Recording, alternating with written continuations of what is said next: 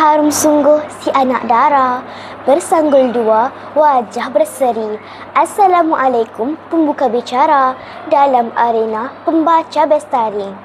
Saya Din Afrina binti Yasir, murid tahun 5 Ibnu Khaldun dari Sekolah Kebangsaan Nyalas Asahan Melaka. Kod sekolah saya MBA 1007.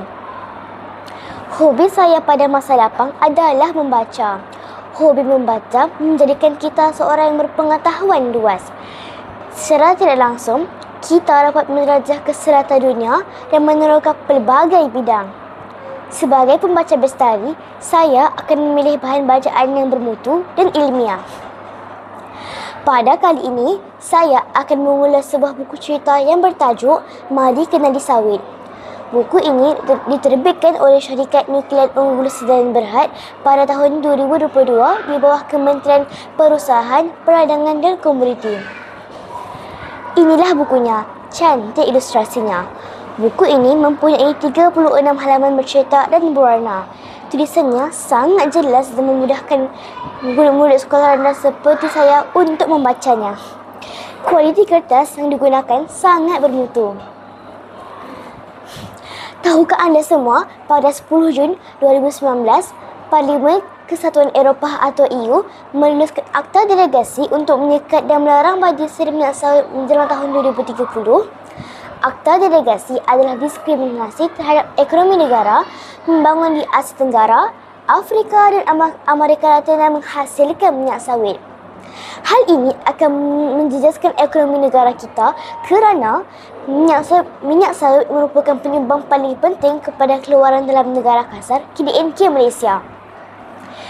Nah, melalui pembacaan buku ini, masyarakat khususnya para pelajar akan mendapat kesedaran dan pengetahuan 1000 kelebihan dalam kegunaan minyak kelapa sawit.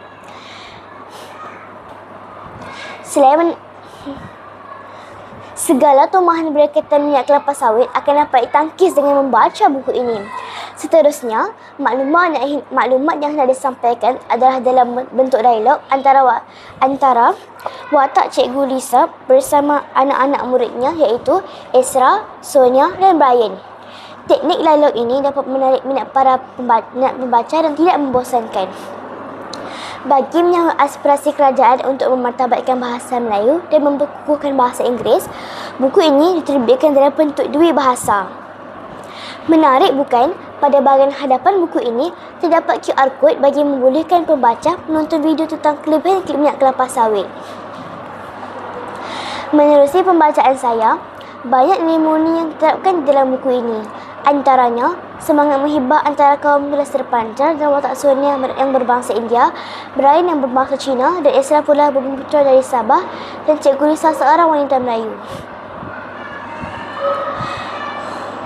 Selain itu, sikap menyayangi alam sekitar dapat diterapkan apabila kita mengetahui kaset dalam penanaman kelapa sawit.